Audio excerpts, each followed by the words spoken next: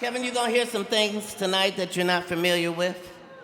Those things are called punchlines. Welcome to Watch Mojo, and today we're looking at the funniest moments from Netflix's The Roast of Kevin Hart. Yeah, tonight I dress like your idol Eddie Murphy because he's not coming.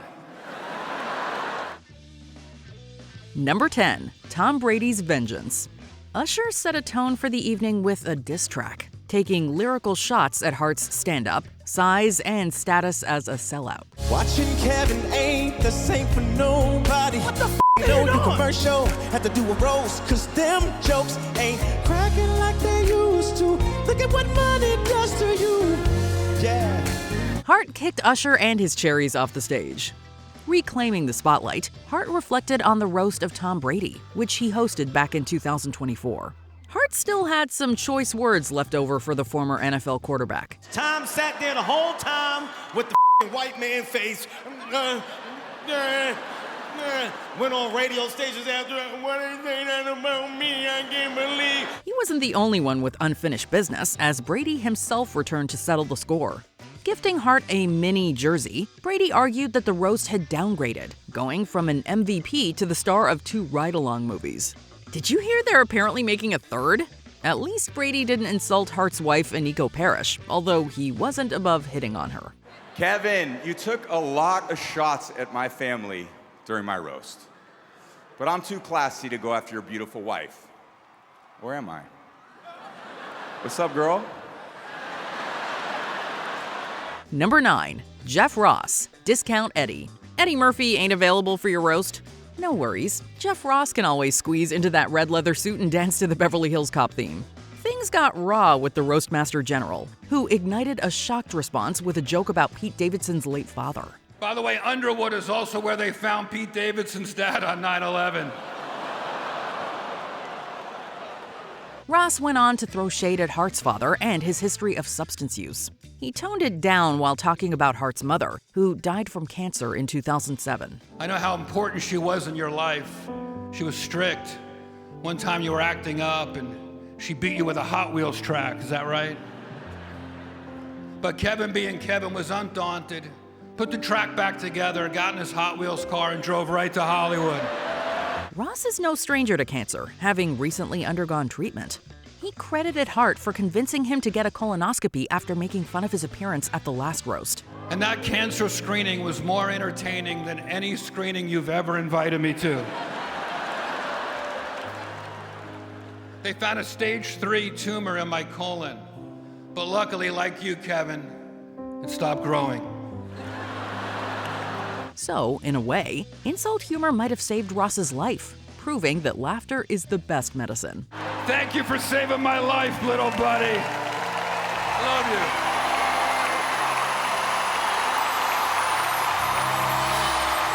you. Number 8. MC Shane Gillis. Shane Gillis took on hosting duties, meaning no subject was off limits. This included jokes about AIDS and Cheryl Underwood's husband taking his own life. Actually, Gillis found a way to bridge both of those jokes. Golden State Warriors sounds like a nickname they had for people who died of AIDS in the 1980s. The Golden State Warriors logo is a bridge. Don't show that to Cheryl's husband. Even when a joke didn't land, Gillis always has a self-deprecating way of making it work, depending on how easily offended you are. A particular comment about Hart and a bonsai tree possibly triggered the most uncomfortable moment of the night. That was 3 weeks of deliberation on that joke.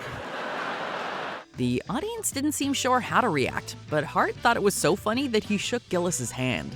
Gillis was equally brutal toward his fellow roasters, especially Chelsea Handler, calling her a Zionist and claiming she had dinner with Jeffrey Epstein, among other controversial figures. Chelsea Handler went to dinner at Jeffrey Epstein's house in 2010. It's just a fun one. You can look it up, there's articles. It wasn't like a big party, there was like 7 people there. And it was like Prince Andrew and Woody Allen were there. Anyway, ladies and gentlemen, Chelsea Handler. Number 7. Chelsea Handler takes on Shane Gillis and Tony Hinchcliffe. Of course, Handler did not let Gillis's comments slide when she got behind the microphone, commencing her roast with a jab about the host's man boobs. And that was probably her nicest comment about Gillis, as she continued to go after his eating habits, sex life, and where the two intertwine. Shane has been accused of being anti-Asian, which is ironic considering he has the complexion and physique of a steamed dumpling. Since this is Kevin's roast, Handler acknowledged how she helped launch his career, and subsequently apologized for that. I had no idea when I did this that we would be subjected to 3 Jumanjis, 2 ride-alongs, 2 diehards, endless amounts of heart-to-hearts, and whatever make-a-wish situation you have going on with the plastic cup boys. Hart got off easy compared to Tony Hinchcliffe, whom Handler accused of sucking up to Joe Rogan in more ways than one. Even when complimenting Pete Davidson, Handler tied it back to an insult directed at Hinchcliffe. Congratulations, Pete, on becoming a father. I can see you've turned over a new leaf. I'm just glad that Tony Hinchcliffe didn't have a baby and that he has a daughter now. You know, if he had a daughter, her first words would be, "Me too." For all the hits Handler took throughout the night, she more than leveled the playing field. Number 6. Tony Hinchcliffe holds nothing back. Of all the roasters in attendance, Hinchcliffe likely got the most boos whenever his name was mentioned, except maybe Draymond Green. Although many were rooting for him to bomb, Hinchcliffe reminded us why he makes a steady living as an insult comic. Regina Hall is here. She was in a hit movie, One Battle After Another, which is how Lizzo describes stairs. Yeah. Every time the audience laughed or gasped, Hinchcliffe was already moving on to the next joke, whether it was regarding Lizzo's struggle with stairs, the location of Handler's frozen eggs, or how nobody knows who Cheryl Underwood is. Cheryl Underwood, more like under a rock. Who even is this bitch? You look like a grape Laffy Taffy that went through the dryer. How have you been sitting next to me and playing drums the whole night? He not only managed to insult individuals, but entire groups of people too. Hinchcliffe also brought up Hart losing his Oscar hosting gig over controversial tweets. Ironic, since Hart, even at his most controversial, feels tame compared to what Hinchcliffe says on a routine basis. You know, Kevin, they told me not to mention your kids on this roast, but I must say, you did good. They've gotten so big, they now buckle Kevin up in the car seat. Number 5. Pete Davidson jokes about his dad. Pete Davidson seems like a genuinely nice guy, not to mention a good sport considering how many jokes were told at his late father's expense. It's not like Davidson isn't without a dark sense of humor. The former SNL star demonstrated this when he compared Tony Hinchcliffe to Charlie Kirk. Kill Tony! Please, someone! Davidson proceeded to announce Lizzo as the star of the next Clumps movie, and called out Handler for looking older than former boyfriend 50 Cent, even though both were born in 1975. What's left of Lizzo is here. Either that or Eddie Murphy just premiered the newest Clump. Hercules! Hercules! Davidson also figured that if everyone else can make jokes about his dad, so can he, turning his grief into an insult aimed at Ross. Jeff looks like my dad if he somehow survived 9/11. Davidson capped things off by saying that if any comedian is owed money from Saudi Arabia, it's him. You know, I get lumped in a lot with Kevin because we both performed at the Riyadh Comedy Festival. But the difference is, Kevin went to Saudi Arabia for a day's work. Well, I've been owed that money since I was 7. Number 4. Lizzo and the Several Kevins. Lizzo perhaps had the most inventive introduction, playing her flute as she led a group of Hart's body doubles. And by that we mean little people dressed as Kevin's various characters, from Mouse in the Jumanji films, to Roland in Borderlands, to which movie was the chicken costume from again? This is against union rules, you know. They gonna kick you out the Lollipop Guild. In any case, Lizzo's rendition of Whistle While You Work is better than the one we got in the live-action Snow White remake. In an evening with no shortage of short jokes, this one was by far the most elaborate. Ain't no Ozempic for being short and greasy. Lizzo didn't stop with her musical performance, prepared with some more jokes for Hart, along with the rest of the roasters. Oh, Night School. Night School was the chicken movie. Draymond Green is here. Why is everyone booing him? I'm excited to see you. Personally, I've never seen Draymond Green in person. I always thought he was just 6 Kevin Harts in a trench coat. Number 3. Regina Hall speaks for Hart's mother. For the most part, the other roasters didn't have anything very mean to say about Regina Hall. It seemed like Hall had nothing but nice things to say about Hart, at first. Talking about their long-lasting friendship, Hall's roast took an unexpected turn, revealing that she can channel Hart's late mother. Kevin, I love you, and I'm so proud of you. You won Best Picture of the Year. Oh, wait, no, that's for me. Hold on. Because you didn't win, Kevin, but thank you, Miss Nancy. Hall relays a list of things that Hart's mom wished to share from beyond the grave. Turns out there are no Kevin Hart movies in heaven, but the place where his father went is another story. She misses your movies. She says they don't go up there in heaven because it's heaven. But she said your dad is enjoying them all down where he is. Hall had messages for a few others, including one from Davidson's dad. Hall fully committed to the bit, coming off as sincere and morbid while talking about Hart's mother getting busy with Michael Clark Duncan in the afterlife. It's Mother's Day. Sorry. Number 2, Katt Williams and Hart squashed their beef. We think? Hart and Williams haven't been on the best of terms since the latter gave a hot take in a 2018 radio interview. Making a surprise appearance at Hart's roast, Williams doubled down on his past comments. Yes, I said some things I'd like to take back.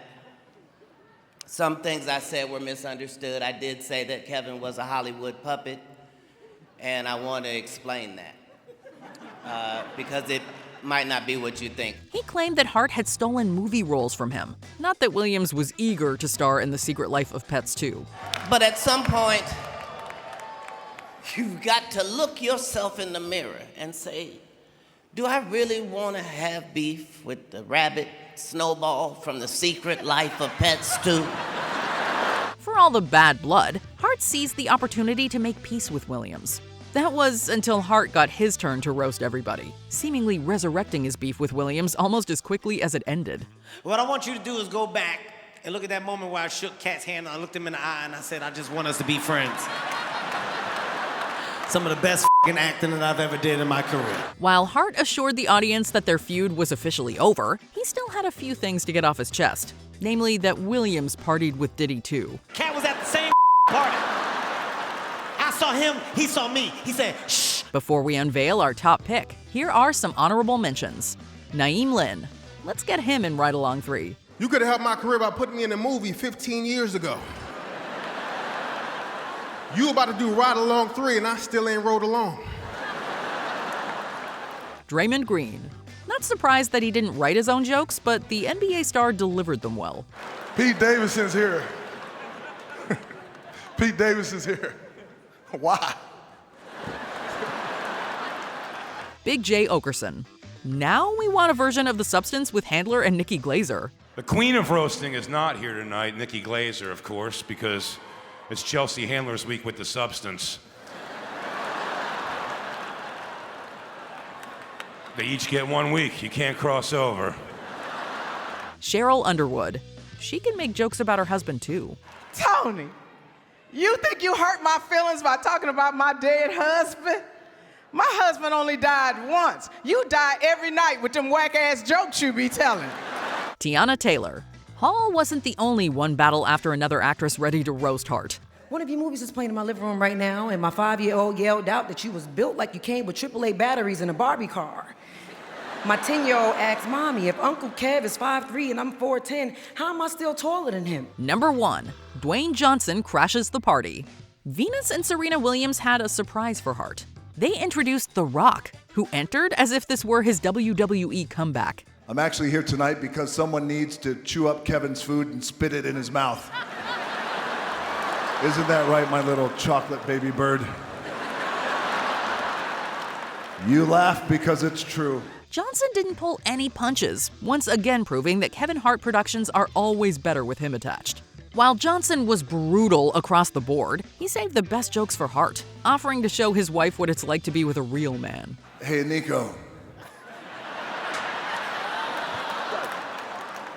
I'm just gonna say, how about later on tonight, you and I together, we open up a bottle of tequila and, we...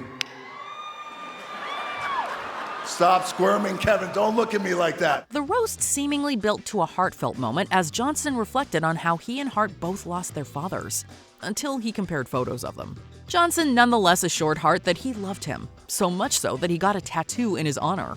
Let's just say it's on a body part that rhymes with rock.